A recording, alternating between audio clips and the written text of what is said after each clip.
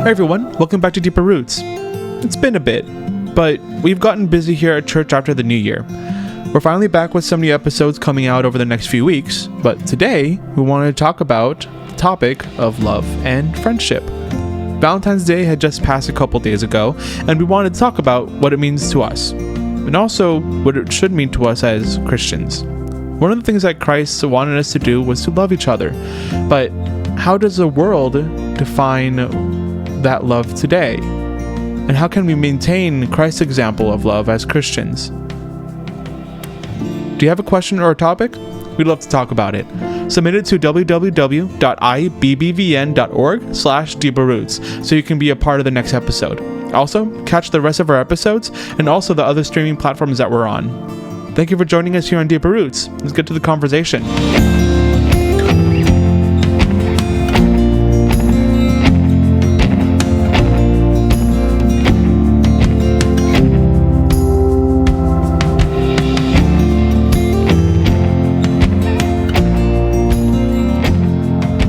Hey everyone, welcome back to Deeper Roots. I want to thank everyone for joining us today. Today we have myself, we have Pastor Luis, we also have Esther here. It's been a little while since we've last recorded, and it's really nice to be back. Today we are going to be talking about, I believe at this point it is an upcoming holiday, Valentine's Day. Last year we talked a little bit on the topic of friendship and love, and today we just wanted to delve a little bit more into Valentine's Day specifically, but also still touch on the ideas of friendship and love. Pastor, do you want to get started? All right, welcome back. It's a blessing to have you guys again here, and want to thank Esther and Derek for being here as well. Today's topic is on the topic of, again, Valentine's Day, the day of love, and some in our church we call it the day of love and friendship. And it's a day that, in secular world is dedicated to celebrate love, mostly romantic love. But I guess today's episode is more about wanting to know a little bit about the history of it. And let's discuss that first, the history about it, and also whether we should as Christians celebrate it or not, and if we do, how do we celebrate, or what's the whole emphasis that we should give it. So let's just start off the bat. Esther, do you know any history about Valentine's Day? The only thing I can think of is, I believe there was a saint. I feel there's always a saint. There was a saint who was rebelling against, I don't know if it was the Romans. I want to always talk about the Romans. And Romans were marrying people because they were not supposed to, something like that I can think of from the top of my head, but maybe not. So that's what I can think of from the top of my head. All right. How about Brother Derek? Valentine's Day, any history lesson on that? My short answer is no. Well, same here. I know it has to do with something with a saint, Saint Valentine, right? And in the Catholic tradition, saints were considered, just people of good standing in the church. Some of them actually were not necessarily Catholic. They were just good Christians, but they would still call them saints. So what I'm going to do is just give the credit to GodQuestions.org. I'm going to answer and read from what they have here, because I think it's a good little bit of a history lesson for us. It says the first Valentine was posted around 1806. Almost 1 billion Valentine's Day cards are sent each year on or near February 14th. And listen to this, with females purchasing 85% of the cards. That should not be happening. That should not be happening, guys. Guys, get it together. Exactly. 85% of the cards. This is second only to the number of Christmas cards sent. The history is somewhat murky as to how Valentine's Day has come to be what we know and celebrate. Saint Valentine served in 3rd century Rome. So we're talking way back. 3rd century Rome. Emperor Claudius decided that single men made better soldiers. Therefore, Claudius banned soldiers from being married. One version of the story is that Valentine continued to perform the weddings of young soldiers who were in love, and Claudius had Valentine imprisoned. While in prison, Valentine reportedly fell in love with the jailer's daughter. Valentine sent her a card and signed it, "Love, your Valentine." Another version is that Valentine defied Claudius by helping Christians escape the tortures of the Romans. Valentine died in approximately AD 270.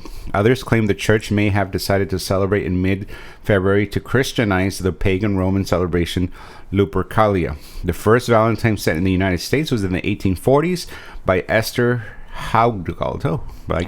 Esther. Most of us enjoy spoiling a loved one on Valentine's Day, sending gifts and cards to convey love, affection, and friendship. There is no biblical reason why Christians should not celebrate Valentine's Day by giving their loved ones flowers, candy, and/or cards. As with celebrating any holiday, the decision should be between the individual and God. All right. So, what do you guys think about that history? Anything that stands out, Brother Derek? I think that Valentine's Day just seems to be like an exercise of love, and in the soldiers' cases and Saint Valentine's case, it's just love in despite of circumstances that don't allow it. I think that's nice and sweet. It just, I mean, like, obviously, like, a bunch of people died, but like, yeah, like, it's just something that is more akin to kind of like how Christ showed love, or more how like God shows love. What stands out to me is just how long ago this was. I thought Valentine's or Mr. Valentine was somewhere in the 1500s or 1600s. Yeah, Saint Valentine's. And this is back in the year 3, like 8270. I mean, that's crazy. That's when he died. So this is like really close to Jesus' time. So this really, really goes back. And I think it's a pretty cool story if it's true that's why he's known for the love, because he sort of fought for love. Despite the law saying that young men couldn't marry if they were going to serve in the war. Esther, anything stands out? No, I think, as I said, I had heard a little bit. I couldn't remember a lot of the story, but yeah, I think it's interesting how a lot of saints back in those days usually is connected to doing the right thing. You know, even though their laws or society didn't want it to happen. So I like this version. Mm-hmm. Well, we want to thank our friends at godquestions.org for that information. And if we see what they're saying there, their opinion is that there's no biblical reason why Christians should not celebrate Valentine's Day. So what do you guys think? As a church, is it okay for us to celebrate Valentine's Day? And if so, what's the focus that we should give it? I think that the Valentine's Day as it stands today, I think that, like, I don't think there is no reason that there, like GotQuestions.org says, I don't think that there's a reason for us to not celebrate it, but I think that as a church, considering that there needs to be a spiritual focus in it, it needs to redirect that the love that we can show one another to both love that we can show one another, but also how it relates to the love that God shows us and how we should show God love as well. Mm-hmm. It needs to relate back to the spiritual part, because a lot of people are going to be like, Valentine's Day, I'm going to get my loved one a gift, or I'm going to serenade my loved one, or whatever you want to do, and then that's it. But there's no spiritual connection, and there's no spiritual aspect of it and how it relates back to God or Jesus Christ, right? Okay. Yeah, very good. Esther? I am fine with anyone celebrating. I think the only thing for me is, just like any celebration, something like this, it's not just the day. Hopefully you're showing your loved ones love. It's sort of like Christmas, yeah. right? Yeah. Love every day. Day. I don't think there's anything wrong with a special day. I think it's thoughtful and nice. Mm-hmm. And how many of us have received cards or letters or, gifts and you're grateful, right? I think it's nice to be remembered through it. But I also think it's good for us to celebrate it at church, because I think sometimes we get swept up with society and we forget what true love really means. And I think we're forgetful humans. And I think that's important for us to remember. Don't get filthy with the version of love of the world, and let's remember what love truly is. Yeah, it's not passion. It's not just what would lust, right? What people sometimes Less. say. And it's not just, couples. It goes beyond that, Beyond which I think couples. it's also important. Like your love towards your parents. I just, that's one I would love to hone in, because unfortunately you see young people not loving their parents how they should be. Just as an example. Yeah, I think like the only thing that some people might decide not to practice Valentine's Day is because of the version where they say might also be connected to the pagan celebration of Lupercalia. But I think just the same thing, like we talk about, there are pagan connections to the idea of Christmas at the beginning and everything and stuff. So it really comes down to what that means today in our society, what that celebration is about today in certain society, and if there's a way as Christians that we can focus on the right meaning and celebrate the right meaning for that. And like you said, it goes beyond just the romantic love, but it also goes about what really is love between people, between brethren, between families, brothers and sisters, husbands and wives, daughters and fathers and sons, et cetera. And I think that's a very important thing for us to focus on. On our church, we're going to be doing a banquet on the 17th, or it's a fellowship.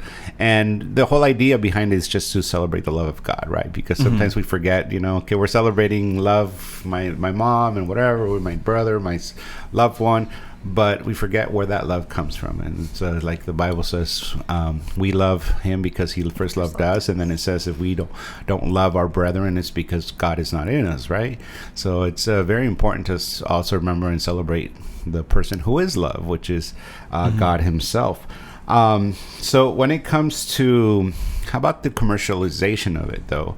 Is there a danger where we can fall into too much of the commerce aspect of Valentine's? What do you guys think? Yeah, I think Maybe that not as much as Christmas, right? But well, I mean, I think that there's still a lot of commercialization that's gone into it. This isn't necessarily specific for Valentine's, but it is on the aspect of like love and tying the knot and whatever, right?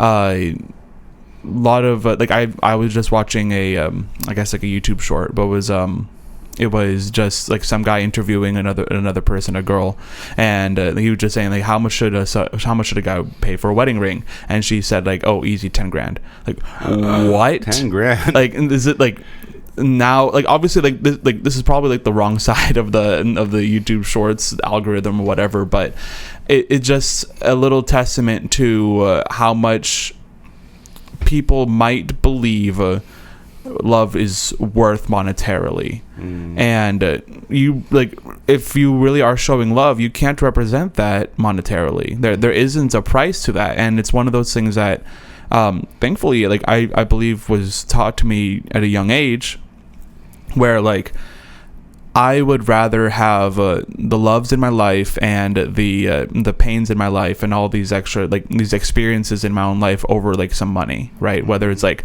$1 million or $1 billion or $1 trillion or whatever. Like there are things in life that are worth a lot more. And I think that the commercialization of, going back to commercialization of Valentine's Day, it perpetuates that. Like, as much as we want to say like, oh, it's a reminder of how we need to show love to each other, and like, yes, but how are you showing that love to one another? Are you spending time with them, or are you just getting them a bouquet of flowers and some chocolates and leaving it and just being the same thing? I rarely get to play the devil's advocate, so I'm going to play a little bit of the devil's advocate here. But I'm going to swing it to our resident lady here in our podcast. I agree. Like he says, it's not just about money. It's not just about showing them. But what about this, though? Playing the devil's advocate. He used the example of a what's it called? A ring. Wedding, not a wedding ring, but engagement ring. Engagement ring. $10,000, right?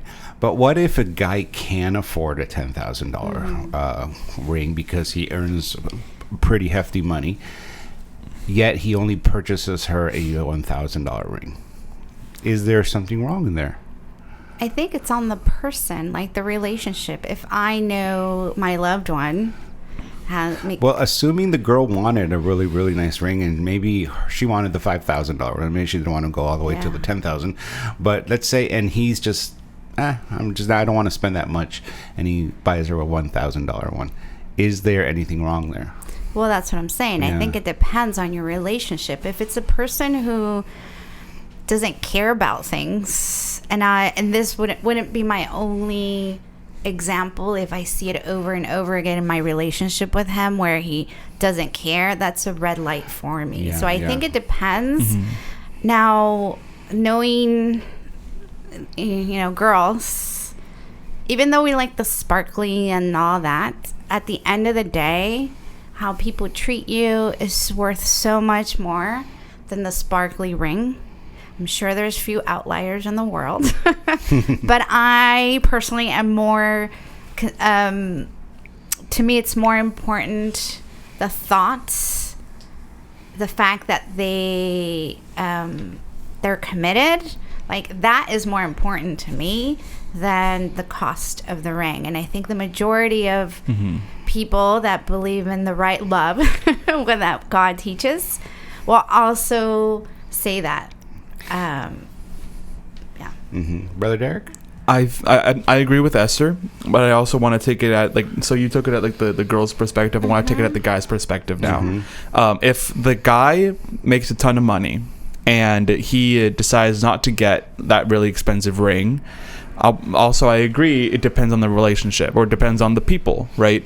Like, if the girl and or the guy are very known for, like, I'm like, even though I make a bunch of money, I grew up not making a bunch of money, and I want to save money wherever I can. The girl will know this, so hopefully she'd be okay with it. If she's not okay with it, she's probably with the wrong guy. But if the guy knows himself, well, like, I want to save money. I love this girl. I love you, and I don't like, but I also can't betray myself, so I'm going to get a cheaper ring.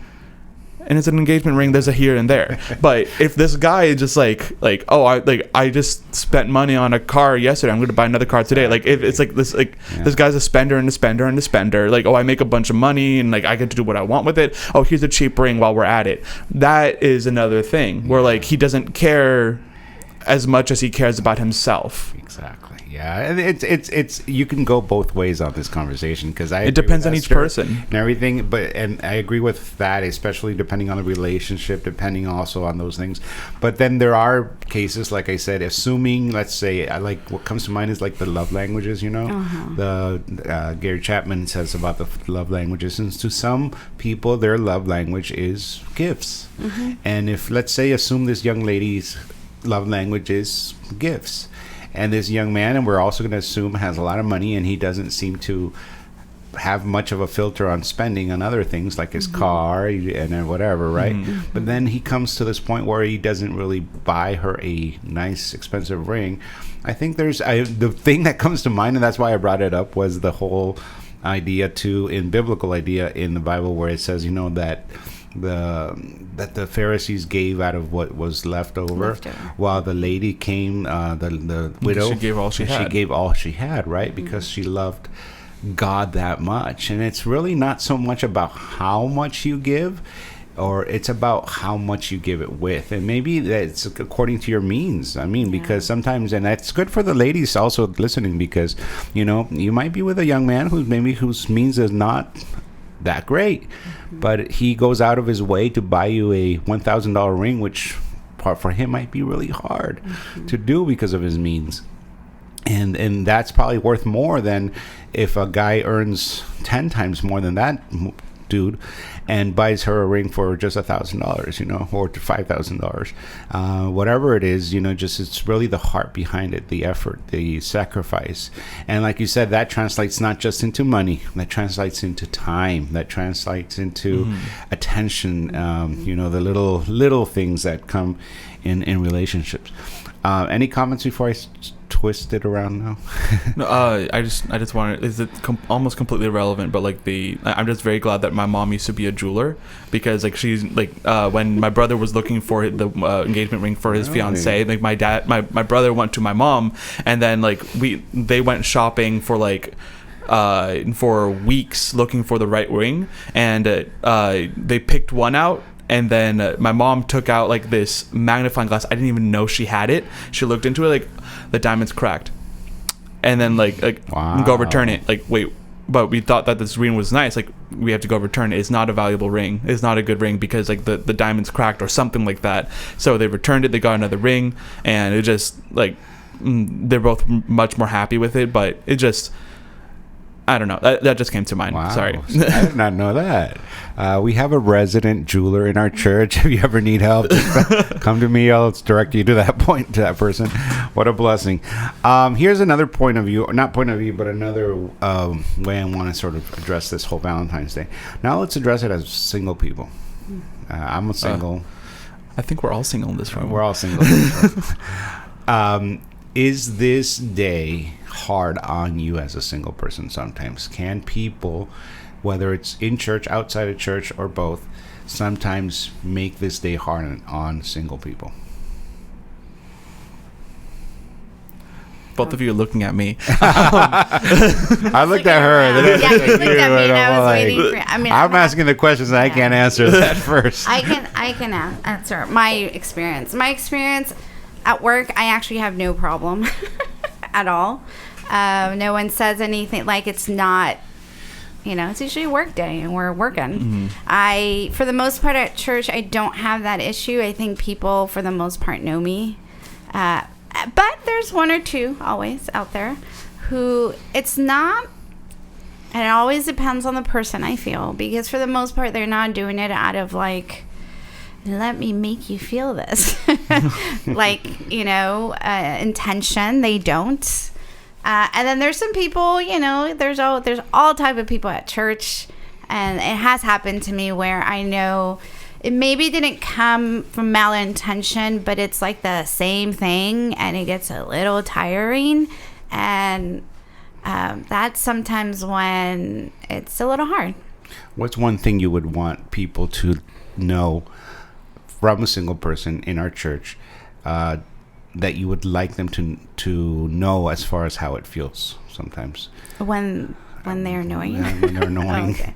Or how would you recommend for people to approach someone? I think it depends. I think if it's someone with good intention, you're like, thank you. And sometimes, I'll explain, like, so happy, being married and having a significant other does not equal happiness and love, is what I would say. If it's out of a little bit more of annoyance, I rather keep my mouth shut and I say thank you, and I'll walk away, because sometimes that's a little harder not to get annoyed, and my tone shows, so I will walk away instead. Yeah. How about you, Brother Derek? I think I'm definitely going to have a different experience because I'm a lot younger, and also I know that God wants me probably to be married. And I agree. Thanks, Pastor. One of the, I don't even know how to explain it. It does, like, on Valentine's Day, for some reason, it never actually has been difficult. But because like, I just go, it's just another day, right? At least at this point, it has just been another day, and I have had like a relationship that has gone through a Valentine's Day, and I don't know, that relationship kind of ruined it for me, but like that's besides the point. But it's more like on other days when I notice like people, like when I notice like whether it's friends or just strangers like together and like happy with their partners, and it's just on regular days that it gets to me more, because like they're able to show each other that love on those regular days when like on Valentine's Day is kind of expected, and I like, okay, well, I don't have someone, so I could just save my money today like a little bit, but on other days like it definitely is more of an effect on me. As a guy though in our church, and we go to the same church obviously, do you have the same experience with Esther where you sometimes have people approach you and say some things that sometimes you wish they wouldn't say? The only person I would think of would be my dad. Well, he doesn't count. So like it hasn't really occurred to me much. That hasn't really happened to me much about like someone. Well, maybe like one or two people might say like I know God has like the perfect girl for you. Like, and that does get a little annoying because like, all right, like it's just patience at this point, right? But I'm learning to get over my own annoyances with it. It used to annoy me a lot, but now it's just more of like okay, thank you, and like I'm getting to the point where like oh, thank you, and, like that's it.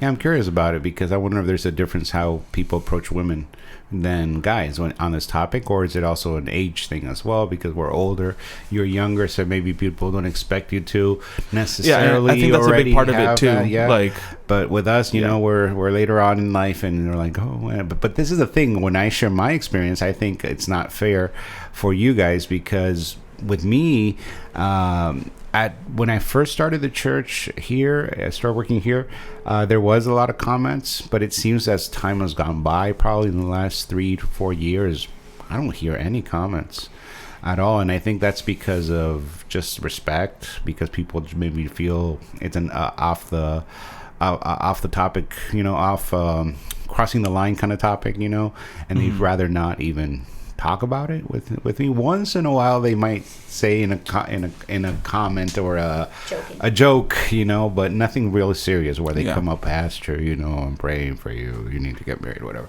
you know, and stuff like that. But I know when it did happen, it was annoying. And it's hard because only each of us know our personal experiences. We know where our walk is with the Lord and where our calling is.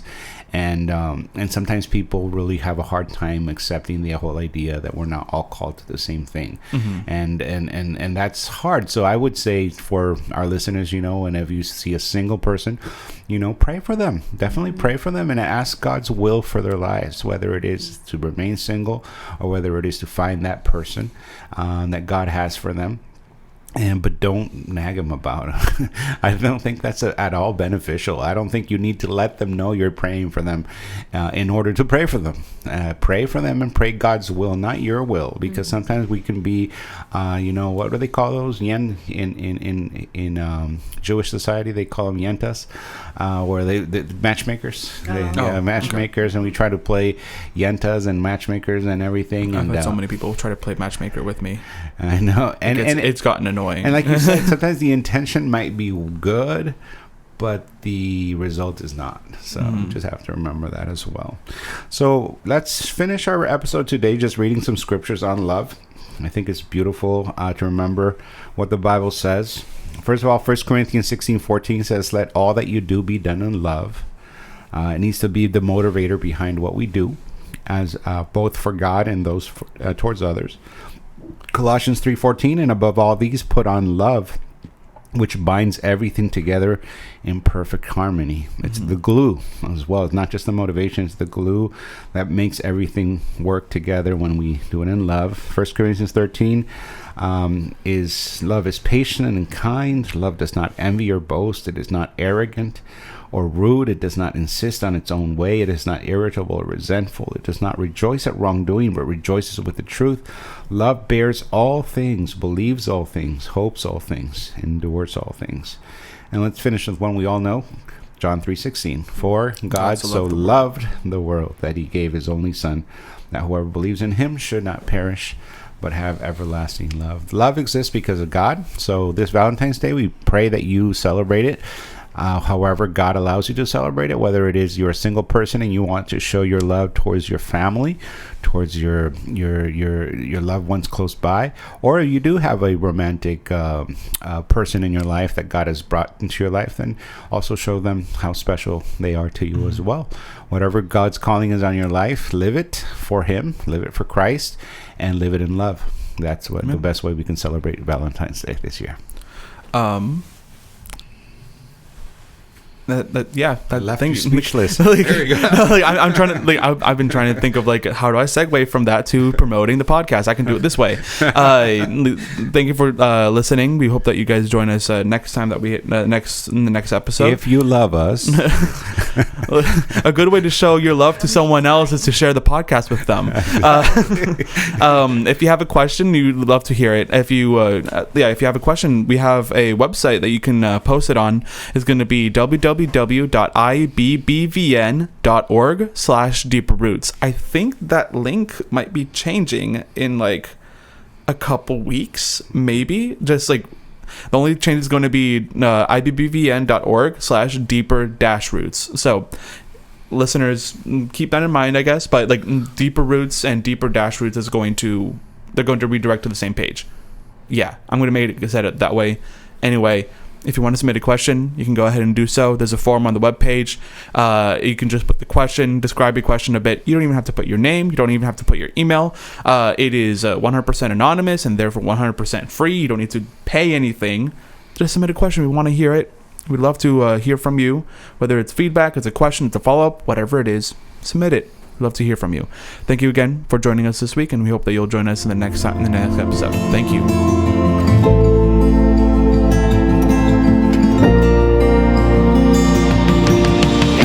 Thank you for listening to Deeper Roots. If you want to submit a question, follow up on something we talked about on the podcast, or you want to find us online, you can go to our webpage, which is ibbvn.org/deeperroots. Deeper Roots is a ministry of Iglesia Bíblica Baptista Vida Nueva, which is a local church in Castro Valley, California. And you can learn more about us and our church by going to our website, ibbvn.org.